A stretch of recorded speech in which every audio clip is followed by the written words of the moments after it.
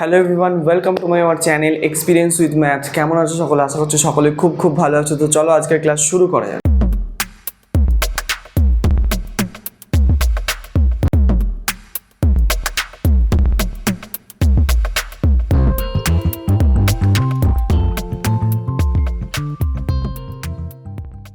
তো ফ্রেন্ড, আজকে আমরা করব ক্লাস 5 সুব্রত দত্ত অনুশীলনী 31 নিয়ে আলোচনা।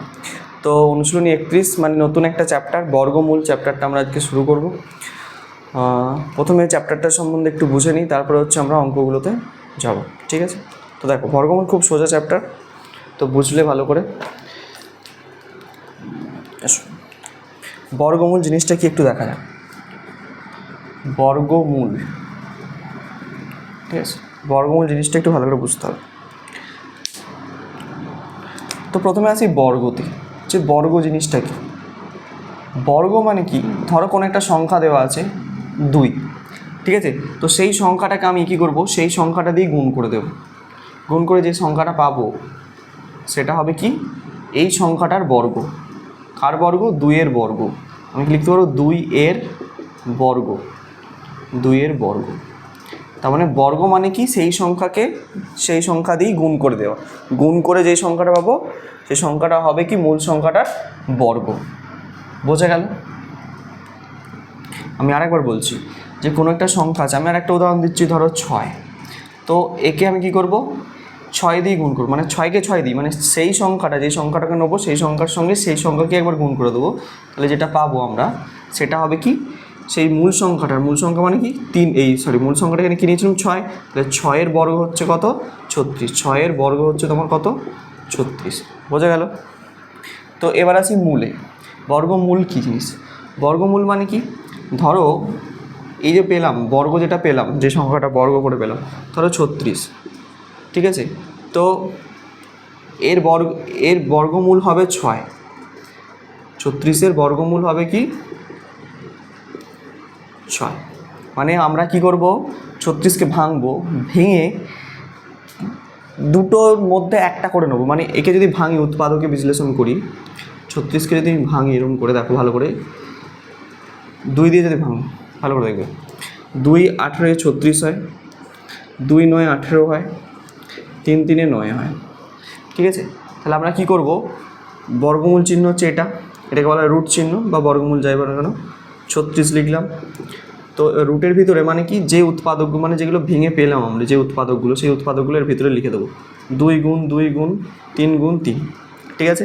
এবার দেখো নিয়মটা কি, দুটোর মধ্যে একটা করে নিও। দুটো 2 আছে, তার মানে একটা 2 নেবো, বাইরে আসবে, রুটের বাইরে আসবে। দুটো 3 আছে, একটা 3 বাইরে আসবে। তাহলে 2 3 কত গেল? 6। তাহলে আমি বললাম না, 36-এর বর্গমূল কত হচ্ছে? 6। তাহলে কোনো সংখ্যার বর্গ যত হয়, সেই সংখ্যাটাকে, যে বর্গটাকে যদি আমরা আবার বর্গমূল করি, পুনরায় আবার সেই প্রথম সংখ্যাটা, মানে যে মূল সংখ্যাটা ছিল, সেই মূল সংখ্যাটায় কিন্তু আমরা আবার ফিরে যেতে পারবো। এর ক্ষেত্রেও যেমন হচ্ছে, আমি 2 এর বর্গ করেছিলাম, 2 এর বর্গ করে কত পেয়েছিলাম? 4।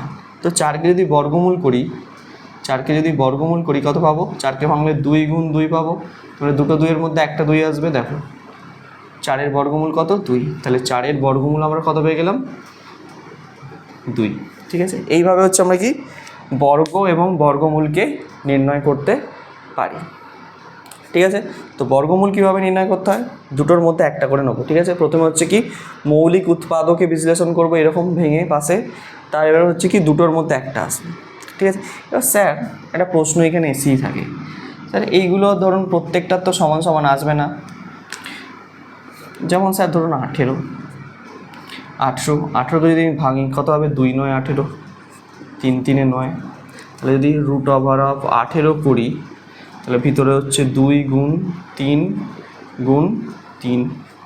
তাহলে এখানে কি করে হবে, এখানে তো দুটো 3টে, এই দুটো 3 থেকে একটা 3 আমরা বাইরে আসছে, কিন্তু এই 2টা তো ভিতরেই থেকে যাচ্ছে। হ্যাঁ, 2টা এরকমই থেকে যাবে। এটা হবে 3√2। 18 বর্গমূল করলে কত পাচ্ছি? 3√2 পাচ্ছি, ঠিক আছে? 3√2 পাচ্ছি। কিন্তু এই ধরনের সংখ্যাগুলোকে মানে এটা তো কোনো পূর্ণ সংখ্যা নয়, যখন √2কে আমরা ভাঙবো দশমিক সংখ্যায় বেরোবে, তাহলে এর সাথে গুণ করলে এটা একটা দশমিক সংখ্যা আসবে, ঠিক আছে? তো কোনো পূর্ণ সংখ্যা আসবে না। তার মানে যখন আমরা কোনো সংখ্যার বর্গমূল করব এবং পূর্ণ সংখ্যা পাবো না, মানে এইটার মতো দেখো 18কে বর্গমূল করলাম, কোনো পূর্ণ সংখ্যা পেলাম না। পূর্ণ সংখ্যা মানে গোটা সংখ্যা, ঠিক আছে?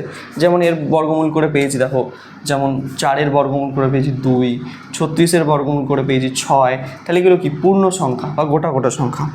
তো যে সমস্ত সংখ্যাকে আমরা বর্গমূল করে পূর্ণ সংখ্যা পাবো তাদেরকে আমরা কি বলবো? পূর্ণ বর্গ সংখ্যা। মনে রাখবে কি বলবো? পূর্ণ বর্গ সংখ্যা। মনে থাকবে কি সংখ্যা বলবো? পূর্ণ বর্গ সংখ্যা বলবো। বুঝতে পারলাম পূর্ণবর্গ সংখ্যা কাকে বলে? তাহলে পূর্ণবর্গ সংখ্যা কোনগুলো হবে? কোন সংখ্যাগুলো পূর্ণবর্গ সংখ্যা হবে?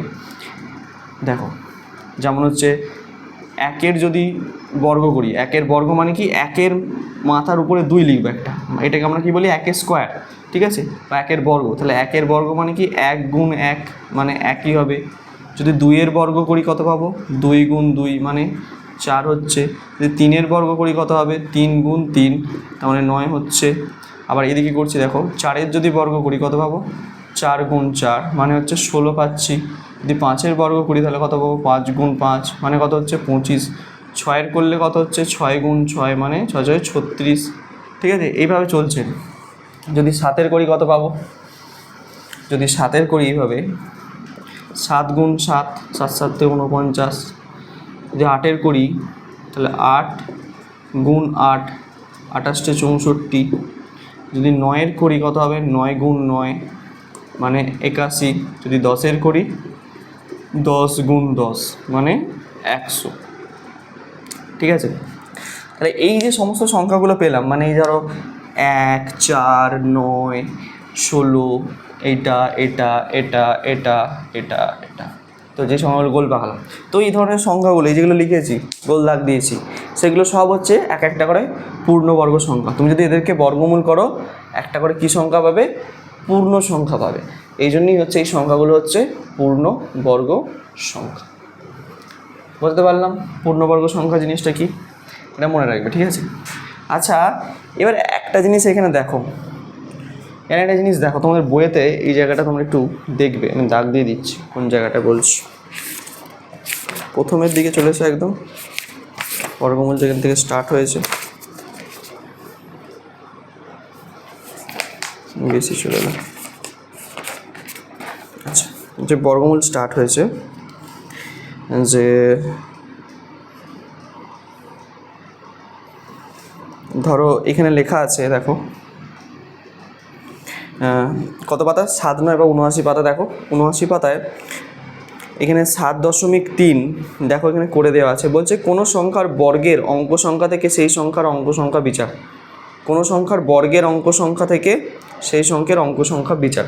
মানে আমি তোমাকে বুঝিয়ে দিচ্ছি ব্যাপারটা, তোমরা যদি না বুঝে থাকো ব্যাপারটা বুঝে নাও কী বলতে চাইছে ওখানে ব্যাপারটা। ধরো একটা সংখ্যা দেওয়া আছে, ধরো একটা সংখ্যা দেওয়া আছে, ধরো এরকম দেওয়া আছে 36ই দেওয়া আছে, ধরো ছোটো সংখ্যা দিয়ে দেখাচ্ছে, একটা সংখ্যা আছে 36। বলছে এটা একটা পূর্ণবর্গ সংখ্যা, তো এর বর্গমূল মানে এটা একটা 2 অঙ্কের সংখ্যা, এটা একটা কি? এটা একটা হচ্ছে তোমার 2 অঙ্কের পূর্ণবর্গ সংখ্যা, 2 অঙ্কের পূর্ণবর্গ সংখ্যা, পূর্ণবর্গ সংখ্যা। তো তাহলে আমাকে যদি আমি এখানে প্রশ্ন তোমাদেরকে বলছি যে কি, যেরকম ধরো কোনো 2 অঙ্কের পূর্ণবর্গ সংখ্যা যদি থাকে তার বর্গমূল করলে সেই বর্গমূলটা কয় অঙ্কের সংখ্যা বিশিষ্ট হবে? কয় অঙ্কের সংখ্যা বিশিষ্ট হবে? আমি বলে দেবো কি এর বর্গমূল সংখ্যা হবে কি 1 অঙ্ক বিশিষ্ট, 1 অঙ্ক বিশিষ্ট হবে, 1 অঙ্ক বিশিষ্ট হবে। এর যে বর্গমূলটা বেরোবে 36-এর যে বর্গমূল বেরোবে সেই বর্গমূলটা 1 অঙ্ক বিশিষ্ট একটি সংখ্যা হবে। স্যার বুঝলেন কি করে 1 অঙ্ক বিশিষ্ট হবে? স্যার আপনি করেছেন আগে থেকে? না, ব্যাপারে একটা নিয়ম। দেখো কী নিয়ম তোমরা দেখে তোমরাও বলতে পারবে যে কী করে বলবে। যখন যখন দেখবে যে সংখ্যাটার বর্গমূল করতে দিয়েছে সেটা কয় অঙ্কের সংখ্যা, এখানে কয় অঙ্কের সংখ্যা আছে, 2 অঙ্কের সংখ্যা, তাহলে উত্তর মানে যখন বর্গমূল বলবে যে কয় অঙ্কের সংখ্যার বর্গমূল হবে, যত অঙ্কের সংখ্যার বর্গমূল করতে দেবে তার অর্ধেক হবে বর্গমূলটা, মানে তার অর্ধেক হবে বর্গমূলের অঙ্ক সংখ্যা। তাহলে এখানে দেখো এখানে 2 অঙ্কের আছে, তাহলে যে বর্গমূলটা বেরোবে সেটা কয় অঙ্কের হবে, 1 অঙ্কের হবে। যদি 4 অঙ্কের থাকে, ধরো কোনো একটা সংখ্যা আছে 4 অঙ্কের, ধরো এরকম দেওয়া আছে 1024, ঠিক আছে, 1024, এটা একটা পূর্ণবর্গ সংখ্যা। তো এর যে বর্গমূল বেরোবে, এর যে বর্গমূলটা বেরোবে সেটা হবে 2 অঙ্কের সংখ্যা, 2 অঙ্কের সংখ্যা বেরোবে।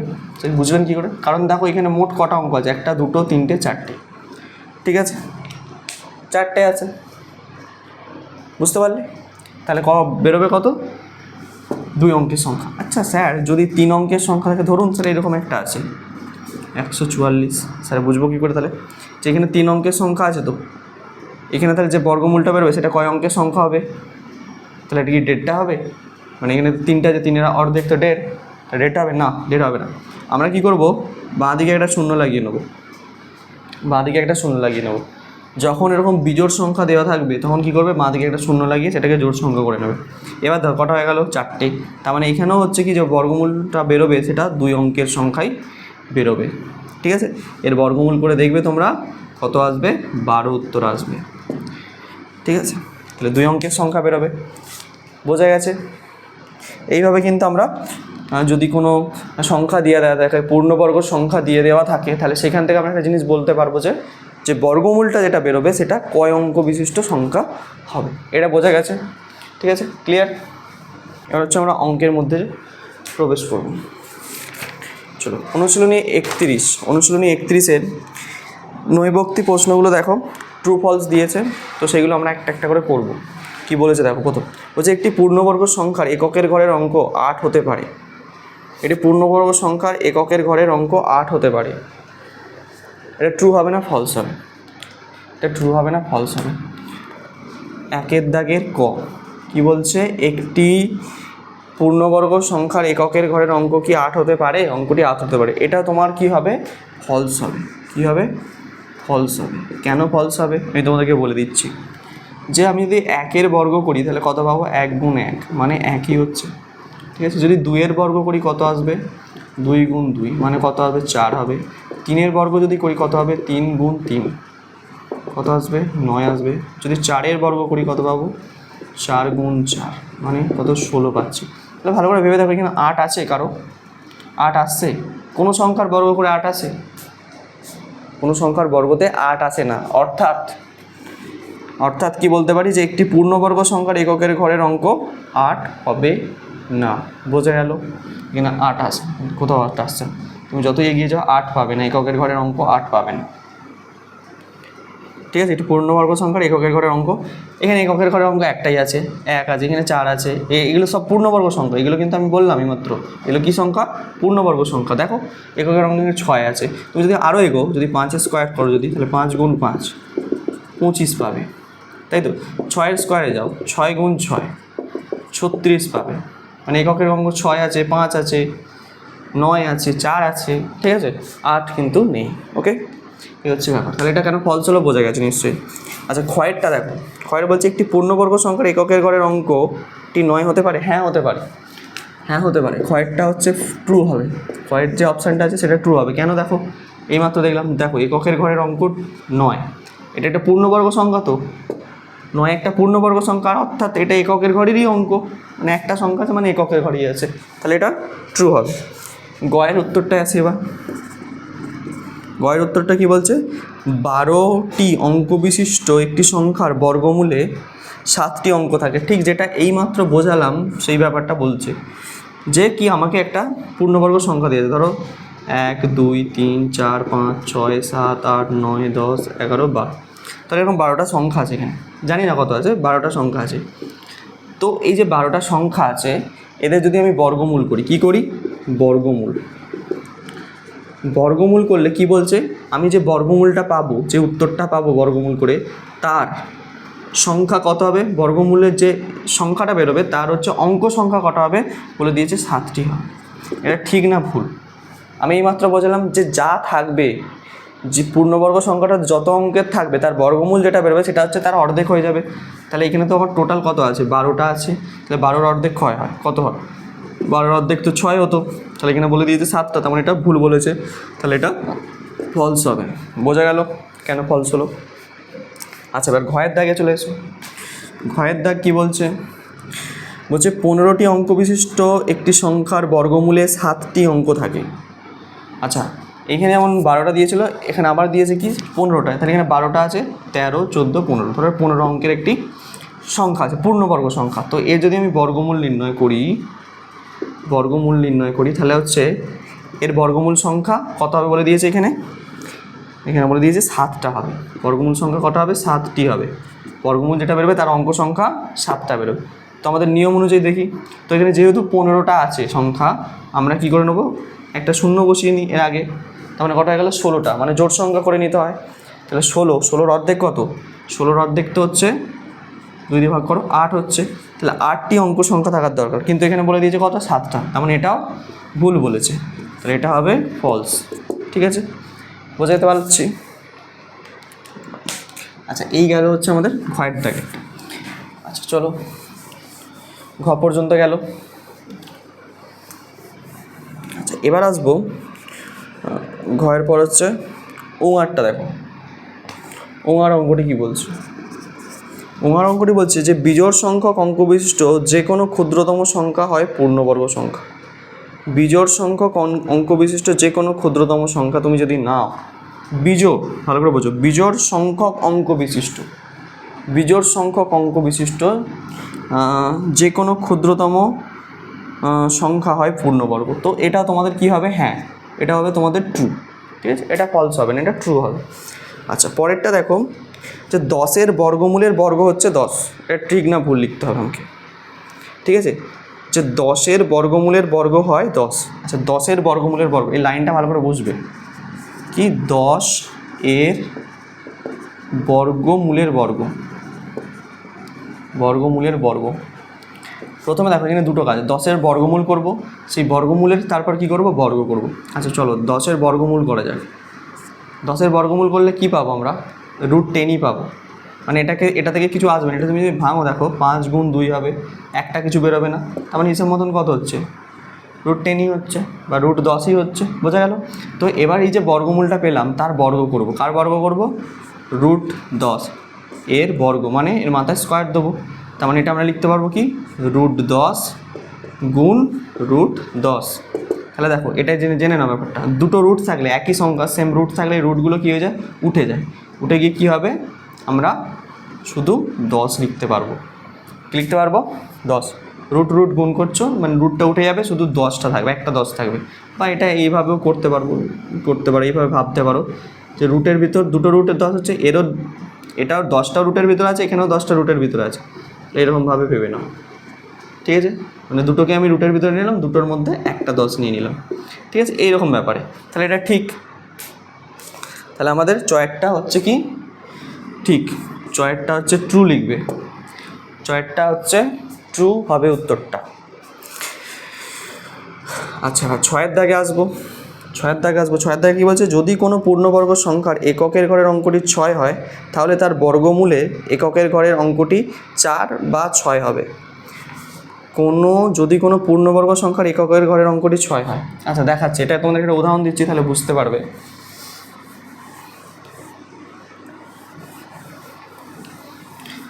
ধরো দুটো আমি, এটা 6-এর অঙ্ক, হ্যাঁ, ধরো আমি দুটো পূর্ণবর্গ সংখ্যা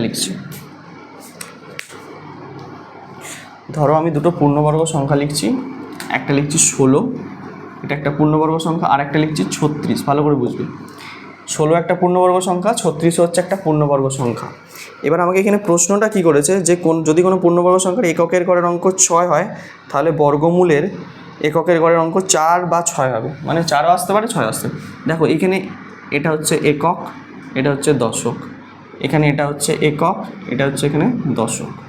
ঠিক আছে, তাহলে এখানেও এককের ঘরের অঙ্ক 6 আছে, এখানেও এককের ঘরের অঙ্ক 6 আছে। তো এটা যদি আমি বর্গমূল করি, 16 যদি বর্গমূল করি তাহলে কত পাবো? 4 গুণ 4। তার মানে দেখো 4 উত্তর আসছে, মানে বর্গমূলের একটাই সংখ্যা পেলাম এককের ঘরে, যেটা 4। ঠিক আছে, তাহলে একটা ঠিক, তাহলে 4 হতে পারে। যদি কোনো পূর্ণবর্গ সংখ্যার এককের ঘরের অঙ্ক 6 থাকে তাহলে 4 হতে পারে। আচ্ছা, এটার ক্ষেত্রে দেখি 36-এর যদি আমি বর্গমূল করি তাহলে কত পাবো? 6 গুণ 6, 6 6 36, তার মানে একটা 6 বেরিয়ে এসছে। তাহলে এককের ঘরের অঙ্ক দেখো কত হচ্ছে? 6 আসতে পারে। তাহলে 4 অথবা 6 হতে পারে। তাহলে এটা আমার ট্রু হলো না ফলস হলো? তাহলে 6-এরটা আমরা লিখতে পারবো ট্রু। লিখে দাও, ট্রু হবে, এটা ফলস নয় কিন্তু। বোঝা গেল? ক্লিয়ার? 6-এর অঙ্ক বোঝা গেছে। চলো এবার আসবো ছ, তারপরে কি আছে? বর্গীর জ। আচ্ছা, বর্গীর জয়ের অঙ্কে আসা যাক। দেখো বর্গীর জয়ের অঙ্কটা কী বলছে? বলছে যদি কোনো সংখ্যার এককের ঘরের অঙ্কটি 3 বা 7 হয় তাহলে সেই সংখ্যার বর্গের এককের অঙ্কটি 9 হবে। ঠিক আছে, তাহলে এটাও ট্রু হবে। বর্গীর জয়েরটা, বর্গীর জয়েরটা আমাদের কি হবে? ট্রু হবে। ট্রু হবে। কেন ট্রু হচ্ছে?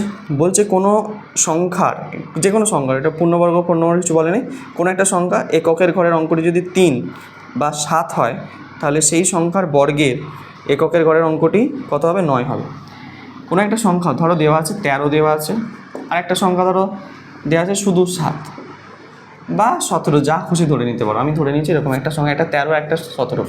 তো যদি আমি 13-র বর্গ করি, এককের ঘরের অঙ্কটি আমরা 9 পাবো। 13 আর 13কে গুণ করো, গুণ করলে কত হবে?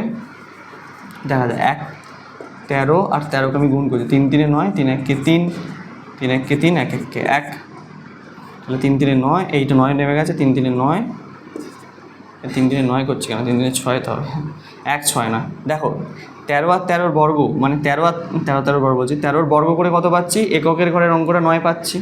তার মানে ঠিক আছে, তাহলে ব্যাপারটা ঠিক আছে, এই কথাটা বলেছে আমাকে। আর 17 যদি বর্গ করি কত পাবো? 17 আর 17 গুণ করতে হবে আমাকে, 7 7 49, 9, হাতে থাকে 4, 7 1 7 আর 4 11, 7 1 7, এখানে 1 1 1, তাহলে 9, এখানে 8, এখানে 2 8 9। দেখো এককের ঘরের অঙ্ক কত আসছে? 9 আসছে। তাহলে এদের যেটা বর্গীর জয়েরটা ট্রু হবে। বুঝতে পারলে? যদি কোনো সংখ্যার এককের ঘরের অঙ্ক 3 বা 7 হয় তাহলে সেই সংখ্যার বর্গে এককের ঘরে কত থাকবে? অঙ্কটি 9 হবে। ক্লিয়ার? এটা বোঝা গেছে। আচ্ছা, পরেরটা দেখো, হাততালার জয়টা কী বলছে? বলছে 25-এর বর্গ হলো 25 25। 25-এর বর্গ হলো বলছে 25 25, এটা বলতে চাইছে। এটা হচ্ছে ভুল, এটা ভুল। হাততালার জয়টা এটা হচ্ছে ফলস হবে। কেন ফলস হবে আমি বলে দিচ্ছি। 25 আর 25 তুমি যদি গুণ করো পাবে হচ্ছে 625। ঠিক আছে, 625 উত্তর হবে। এখানে বই যেটা দেওয়া আছে সেটা ভুল, তাহলে এটা ফলস হবে। আবার দেখো ইঙর অঙ্কটা কি বলেছে, এটা মুছলাম। ইঙর দাগের অঙ্কটি কি বলছে দেখো,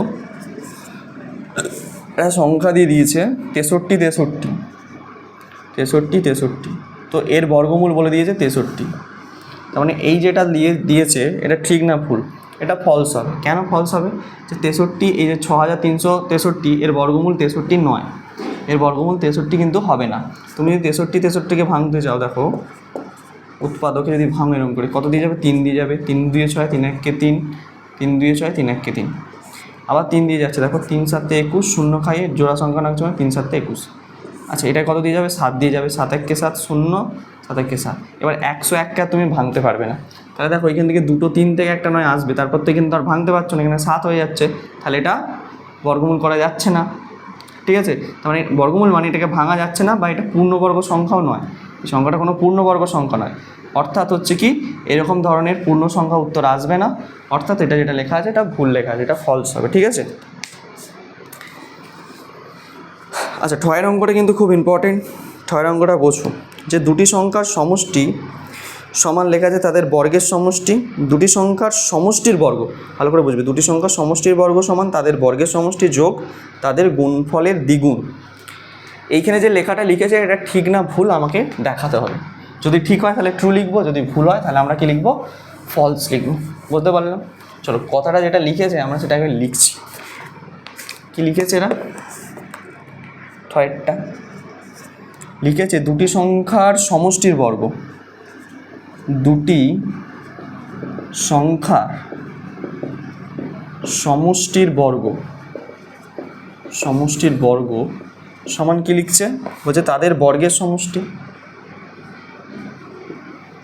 তাদের বর্গের সমষ্টি, ঠিক আছে, যোগ বলছে তাদের গুণফলের দ্বিগুণ, তাদের গুণফলের দ্বিগুণ, গুণফলের দ্বিগুণ, এই কথাটা লেখা আছে। তো এটা ঠিক না ভুল এটা আমরা দেখাচ্ছি। দেখো, তো ধরে নাও আমাকে দুটো সংখ্যা আমি ধরে নিচ্ছি, মনে হয় যে কোনো সংখ্যা তোমরা ধরে নিতে পারো। দেখো প্রথমে আমি ধরে নিচ্ছি একটা 3 আর একটা সংখ্যা 5, ঠিক আছে। দুটো সংখ্যা হচ্ছে একটা 3 একটা 5। তো 3 আর 5 যে ধরে নিলাম আমি দুটো সংখ্যা, কী করবো, দুটি সংখ্যার সমষ্টি করে তার বর্গ করব। সমষ্টির কথা মানে কি, যোগ। তাহলে 3 আর 5-এর মধ্যে আমি কি করব, যোগ করে দেবো। যোগ করলে কত পাচ্ছি, 5 আর 3 8 পাচ্ছি। সমষ্টির বর্গ করতে বলেছে, তার মানে কী করব, এই 8টা যেটা পেলাম তার বর্গ করে দেবো, মানে কি স্কোয়ার দিলাম, তার মানে কত হবে 8 গুণ 8, 28 কত হয় 64, ঠিক আছে। তাহলে আমরা বাম দিক, এটা বাম দিকের কাজ করলাম, তাহলে বাম পক্ষ লিখছি, ঠিক আছে, বাম পক্ষ। তাহলে বাম পক্ষর কাজ করে দুটো সংখ্যা ধরে কত পেলাম 64। এবার ডান পক্ষটা দেখো, মানে আমার 64 আছে নাকি, মানে দুটো সংখ্যা দিয়ে কাজ করে তাদের বর্গের সমষ্টি, তাদের বর্গের সমষ্টি করতে হবে। আচ্ছা কাদের কাদের বর্গ, দুটি সংখ্যা, 3-এর বর্গ করলাম যোগ 5-এর বর্গ করলাম। 3-এর বর্গ কত, 3-এর বর্গ হচ্ছে 3 × 9 যোগ 5-এর বর্গ 5 × 5 = 25। তাহলে 25 আর 9 কত হচ্ছে, 25 আর 10 35 হয়, তার থেকে 1 কমে গেলে 34 হয়। তাহলে এটা 34 হচ্ছে। এবার দেখো তারপরে কি বলেছে, যোগ দেবো তাদের গুণফলের দ্বিগুণ, তাদের যে গুণফলটা বেরোবে দুটো সংখ্যা তার দ্বিগুণ করব। তাদের গুণফল মানে 5 গুণ 3 গুণফল করেছি, তাদের দ্বিগুণ মানে সেইটাকে আবার 2 দিয়ে গুণ করবো। গুণফল যেটা বেরোবে তার সাথে আবার 2 গুণ করবো।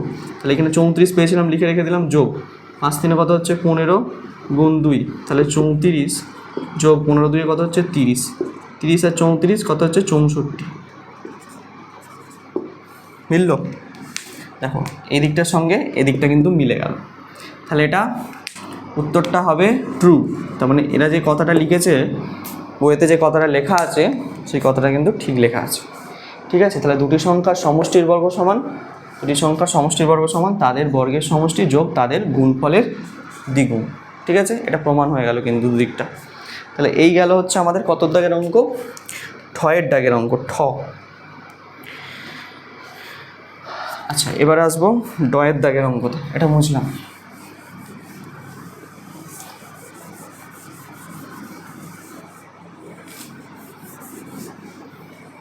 আচ্ছা ডয়ের দাগের অঙ্কটা কী বলছে দেখো, যদি কোনো সংখ্যাকে সেই সংখ্যা দিয়ে গুণ করা হয় তাহলে তাদের গুণফল হবে সংখ্যাটির বর্গমূল। একদম ঠিক কথা লেখা আছে ডয়েরটা। ডয়ের অঙ্কটা দেখো, ডয়ের অঙ্কটা কী বলছে, বলছে যদি কোনো সংখ্যাকে সেই সংখ্যা দিয়ে গুণ করা হয় তাহলে গুণফল হবে সংখ্যাটির বর্গমূল। ভুল হবে। কেন, ধরো একটা সংখ্যা ধরছি 7, তার সাথে যদি আমি 7 গুণ করি কত পাবো, 49 পাচ্ছি। তাহলে এই যে 49 পেলাম, 7-এর যদি এই যে 7-এর তো এটা বর্গ, 7-এর বর্গ হচ্ছে 49, 7-এর বর্গমূল নয় কিন্তু 49, ঠিক আছে। 49-এর বর্গমূল কিন্তু 7, কিন্তু 7-এর বর্গমূল কিন্তু 49 নয়। তাহলে এটা আমরা কি লিখতে পারি, ফলস লিখব, ঠিক আছে। বোঝা গেল, তাহলে এটা ভুল লেখা আছে। আচ্ছা পরেরটা দেখো, ঢয়ের অঙ্কটা কি বলছে, ঢয়ের অঙ্কটা বুঝবে। বলছে পরপর দুটি অযুগ্ম সংখ্যার বর্গের অন্তর সর্বদা 8 দ্বারা বিভাজ্য। এটা ট্রু না ফলস? আচ্ছা এটা করে দেখি, তাহলেই বুঝতে পারবো যে পরপর দুটি অযুগ্ম সংখ্যা নিতে হবে। ধরো আমি দুটো অযুগ্ম সংখ্যা নিচ্ছি, মানে বিজোড় সংখ্যা, ধরো 3 নিচ্ছি আর একটা 5 নিচ্ছি। পরপর দুটো অযুগ্ম সংখ্যা 3, তারপরের অযুগ্ম সংখ্যাটা হচ্ছে 5। কী বলছে, এবার কী করতে হবে, বর্গের অন্তর মানে দুজনকে বর্গ করব। প্রথমে 5-এর বর্গ করছি, 5-এর বর্গ কত, 5 গুণ 5 মানে 25, আর 3-এর বর্গ করলে কত হচ্ছে 3 × 9, ঠিক আছে। তাহলে এবারে হচ্ছে এদের অন্তর মানে এদের বিয়োগ করব, তাহলে 25 বিয়োগ 9 কত পাবো 16, ঠিক আছে। তাহলে বলছে সর্বদা 8 দ্বারা বিভাজ্য, তো 16কে তো 8 দ্বারা ভাগ করা যায়, এটা হচ্ছে কি 8 দ্বারা বিভাজ্য হবে, তো 8 দ্বারা বিভাজ্য। তাহলে ঢয়ের অঙ্কর যে উত্তরটা সেটা হবে কি, ট্রু হবে। বোঝা গেল? তোমরা যে কোনো সংখ্যা নিয়ে দেখতে পারো, কিন্তু সেই সংখ্যাগুলো পরপর যেন বিজোড় সংখ্যা হয়। 3 5 নিয়েছে, তোমরা 7 9 নিয়ে দেখতে পারো, ঠিক আছে, 11 13 নিয়ে দেখতে পারো, এইভাবে, ঠিক আছে। তারপর হচ্ছে মধ্যাহ্নটা দেখো, লাস্ট অঙ্ক আজকে।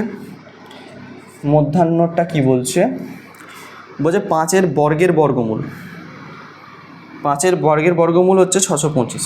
আচ্ছা 5-এর বর্গের বর্গমূল, 5-এর যদি বর্গ করি কত পাবো? 5 গুণ 5 মানে 25। ঠিক আছে, বর্গের বর্গমূল, 5-এর বর্গ হচ্ছে 25, তাহলে 25-এর বর্গমূল কত? 25-এর বর্গমূল যদি করি 5 গুণ 5 মানে 5 পাবো, তাহলে 625 হবে না, তার মানে এটা ভুল।